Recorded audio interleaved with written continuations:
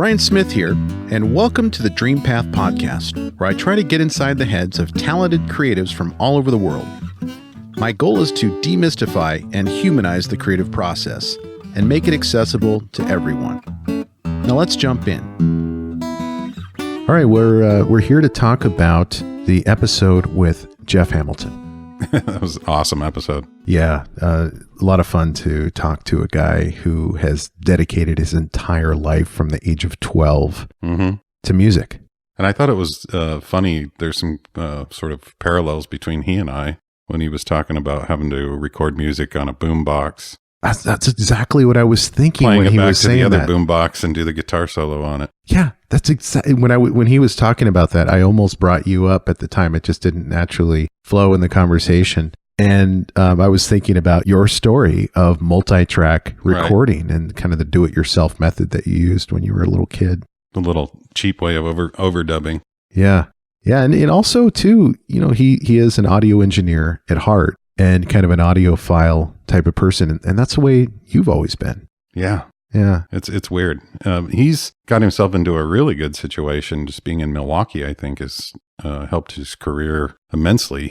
Seems to be like landing all of these really good gigs. Yeah. Yeah. To be picked up by a band like the Violent Femmes is one thing, but to also be brought into the fold to tour with them around the world. Right.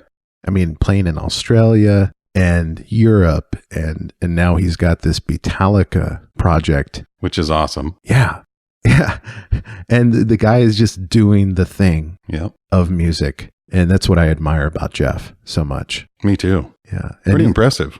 It is. And you know, he's got his day job with the Milwaukee Bucks, but he's not veering away from his true passion, which is sound recording and performance. Yeah. No, and have you listened to any of the Beatallica stuff? Yeah.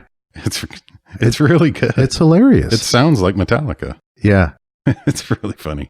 Yeah. So anybody out there who hasn't checked out Beatallica, if you like the Beatles, if you like Metallica, either one of those, go check it out. I think you'll get a kick out of that band and kind of their comedic approach to their love of that music. Yeah. It's an interesting mashup. It is. So, what do we have coming up next? Tess Gallagher. Tess. Yeah, that was a lot of fun to record. I went out to Port Angeles, which was a heck of a trip. I did not realize how long of a trip that would be, but it was like 5 hours by car and ferry to get there. She is way out in a part of Washington State that I've never seen before, and got a chance to talk to her in her creative space. In her home that overlooks the Strait of Juan de Fuca. Yeah. With eagles flying around in the background over the water as we're talking about her poetry and her short stories and her life story and her time with Ray Carver. I don't want to spoil it too much. There's a lot of great stuff in that episode, but it was really cool to meet Tess, someone that I've admired for a long time and actually met in the early 90s at a reading in Bellingham. Oh, yeah. When I was in college. Yeah, I went to one of her poetry readings. Actually, it was a short story reading for her book, The Lover of Horses. And my wife, Trish, and I met her, got a book signed. And I've always enjoyed her poetry and her work. And also enjoyed the movies that flowed from her husband's short stories. So Shortcuts, directed by Robert Altman. Birdman, directed by Alejandro González Iñárritu. And he is the director who directed The Revenant. I don't know if you ever saw The Revenant with Leonardo DiCaprio. There's a famous scene from that movie where Leonardo gets attacked by a bear. And it's this long, drawn out, just grueling scene. And I think The Revenant was nominated for an Oscar, if I'm not mistaken. But I know Birdman actually won an Oscar. And that had Michael Keaton and Edward Norton and a lot of great actors. But Tess was brought in, as you'll hear on the interview, Tess was brought in as a consultant on that film. And also on the Shortcuts movie with Robert Altman directing, she was brought in as a consultant on that as well, because Ray Carver's work was the basis for that film. And she was married to Ray and is sort of the curator of all of his stories after he passed away.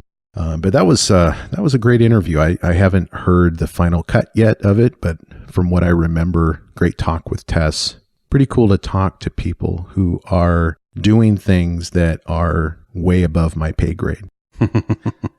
Something I could never do. You give me a pen and paper or a laptop and say, write a poem or write a short story. And I would be staring at a blinking cursor on that laptop for hours, probably just afraid, afraid of failing and not being able to write anything good, you know? Yeah, that is kind of, I'm in the same boat, I think.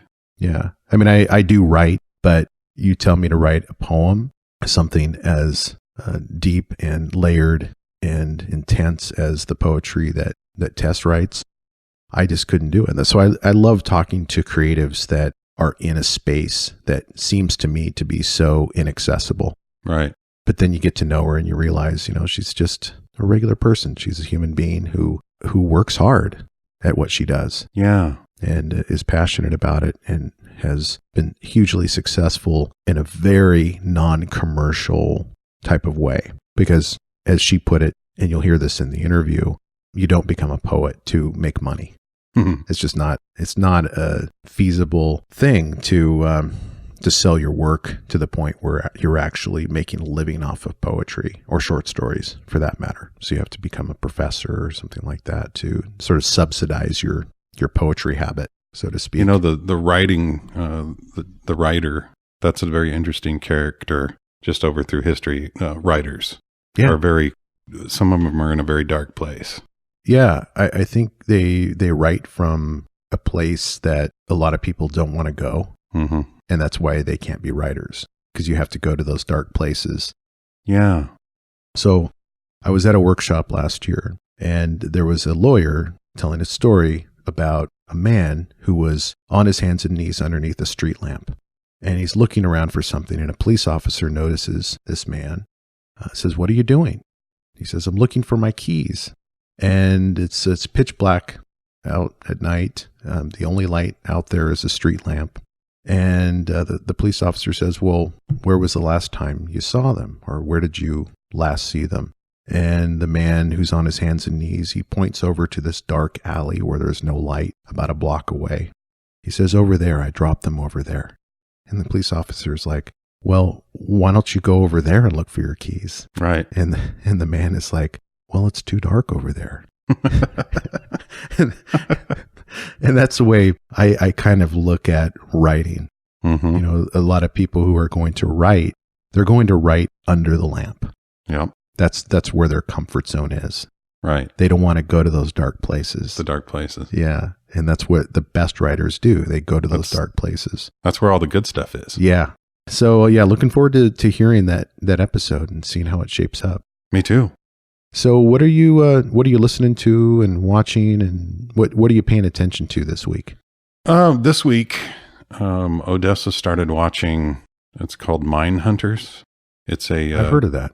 It's a show about these two FBI agents that they kind of travel around teaching like these classes, and they get involved in the local sort of, I think it's based in the East Coast in the 70s, different cases of serial killers. Oh, okay. I've actually seen that. I saw the first season of it. There's another season out, right? Okay. Yeah. I just haven't seen the most recent season. And it's really good. Like the actors that they get to play, like Son of Sam and all of the different serial killers, they look just like them and sound like them. And and the cases are really super interesting.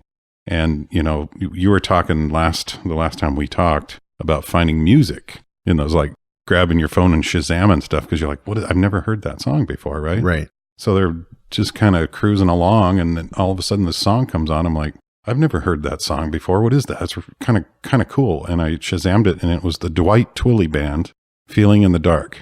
That's the name of the song.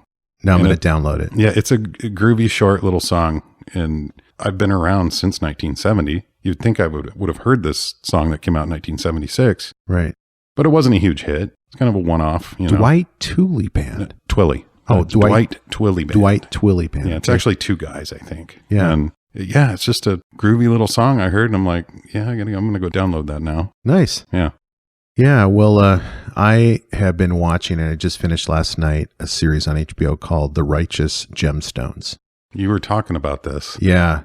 And the first episode, I was a little bit unsure whether I was going to be able to get into it or not. And at the end of the season, I'm in. I'm all in on this show. But it's about a family of evangelical pastors that have a mega church. Oh, man. And so this is created by, and this will tell you a lot about the series. It's created by and written by Danny McBride. Oh, my Of gosh. Tropic Thunder and Eastbound and Down. Yes. And he's one of the main characters in the show, which is hilarious. He's insane, man. Well, anything that Danny McBride does is funny. I mean, that guy can be in a drama, and I guarantee you he's going to make you smile or laugh just by lifting an eyebrow. Kind of like he has that Jack Black Yeah, charisma. he sure does. Yeah. And also Adam Devine is in that show. John Goodman, of course, is the patriarch of the family. He runs the church. And I think, it does make fun of the mega church culture or subculture. Good. So yeah, but and I think they deserve to be made fun of, frankly. That type of ministry. I'm not, I think you can be Christian and even devoutly Christian and still not be offended by this show because it's a very specific type of parody that is happening there. And it's not really broadly making fun of Christians at all, but it is making fun of sort of the megachurch subculture. The whole almost Joel Osteen, all that kind of stuff. Yeah. All of the money and the corruption that flows from it and the hypocrisy. It's terrible. But there's so much. It's just a rich, fertile ground for comedy. And Adam Devine plays kind of the youth pastor character who it just nails it. He's so funny. But it's a great storyline. Walt Goggins is in it, and I love Walt. He played the villain in a show called Justified with Timothy Oliphant a couple of years ago. And he's a very talented character actor who's really making a name for himself these days in dramas. I saw him at Sundance last year. Music I'm listening to, I started listening to Nasalrod. Oh, yeah. Yeah. You and I got to go see Nasalrod. Right. And I saw Nasalrod open for Mudhoney at a sold-out show at the Seasons Performance Hall in Yakima a couple Awesome weeks show. ago. One of the highlights of my year, frankly, because it's at the age of 48, it's been a long time since I've been to a rock show. Almost, this is, I don't know if I would call it punk rock. It's more just hard driving rock and roll that is not pop in any way. No, I would definitely call it punk. You think so? Oh, yeah. Yeah. Okay. Yeah. I guess I just was not really well versed in punk music in the 70s and 80s. So I don't know that I'm that great at categorizing music. Well, the punk of the 70s is different than the punk of today. It's the same, but it's not. You know what I mean? Well, definitely, I can see why Nasalrod would be paired up with Mudhoney. Mm-hmm. I mean, they have that same sensibility, and I was prepared to see, like you do often when you see a really good main act, you're prepared for like a mediocre opening act. Oh yeah, nobody really goes for the opening act, but Nasalrod is one of those shows that you do not want to miss. The lead singer does these Van Halen kicks. It's mesmerizing. He does the David Lee Roth karate kick. Yeah. And I use that word mesmerizing because I was almost in a trance, like watching this also the diversity on the stage of age ranges and also just types of people that are in this band. Right. The lead singer, you would never picture the lead singer being friends with the bass player who would be friends with the guitar player, and likewise for the drummer. Totally different age groups and types of people. And I know that's kind of a shallow way to look at it just by how they look. But that's another thing that I love about that band. It's like, how did this bass player connect with this drummer and this guitar player? And the eclectic approach to their songwriting and their performance, it was great. I agree. And you were nice enough to get me the vinyl. Oh, at the show. Yeah. And I really appreciate that. And they do something different on the vinyl than they do on the CD. And what's that? There's a skip track at the end of side one. That doesn't let the needle run out and be picked up and brought back. It's a skip track that stays in one spot and just back and forth the same thing over and over and over. And it's like a mind fuck, really, because you're waiting for this thing to end, and your record is at the end. It never ends. No, that's punk rock. That's punk rock. Yeah. I even said something to them on Instagram about it. Said, thanks for the mind fuck at the end of side 1. And I got a thumbs up. Oh, yeah. So, yeah. That's great. Well, Jason, thanks for the recap, man. You bet. Always a pleasure, Brian. See you next time. Hey, thank you for listening, and I hope you enjoyed today's episode of the DreamPath podcast. If so, I have a favor to ask. Can you go to your favorite podcast service and give me a rating and review? Your feedback is what keeps this podcast going. I appreciate your time, and as always, go find your dream path.